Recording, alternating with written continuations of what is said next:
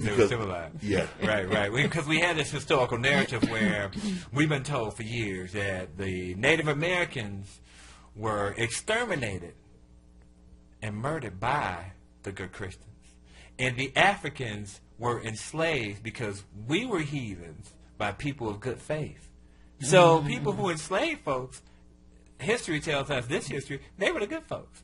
People who exterminate millions of people, they were good Christians. When you have a narrative like this, it really confuses the thinking process, which we see this in our contemporary era. In Ferguson, for example, since we started off talking about Ferguson and what was going on, you saw a very strange reaction, but it's predictable to the psyche of black folks.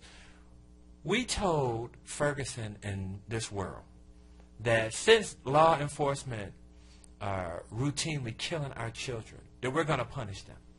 And our punishment was, we're not going to shop with you on Friday. But we let the white man know, listen, you're going to get our money on Saturday. But for killing our kids, we're not going to shop with you on Friday. Now, if you have a sister, if you have a daughter, you would never tell your sister or daughter to react and respond to someone who is constantly abusing them by, well, maybe if you wouldn't shop so much, things would be better. See? But because we have such a deep love affair, the logical approach, we choose not to use because we love them. In most cases, we would tell people, leave, move. If you want to hurt the police department or city services in Ferguson, no other people know how to bring a city down more than black people. We move. We take our tax dollars with us. For example, in Detroit, we went from 4,000 police officers to 2,500. Broken down ambulances, firemen strapped, we can't cut the grass, because people move and took their tax dollars with them. But see, that's not even on the table to people who are killing our kids. Move. If you move away from Ferguson, police officers will lose their jobs. Not if you stop shopping at Target. Not if you stop buying stilettos at Macy's. But move.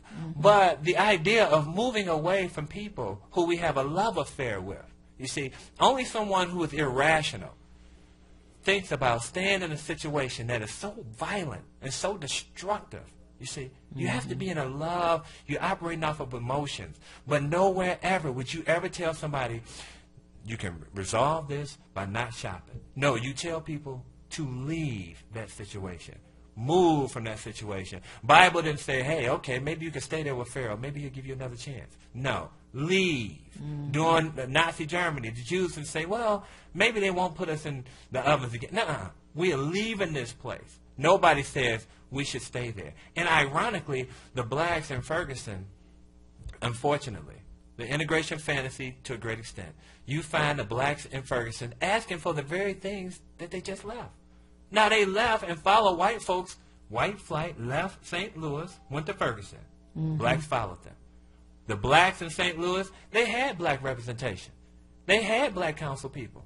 They had black police officers. But they followed these white people to Ferguson, and now they're asking for the very things that they just left. But you had all of these things. And then they got white council, white mayor, white mayor, white everything. And now they say we want black police, black. But you just had that. If you would have just stayed in your community and invested in it. Oh, okay. Yes. Wow.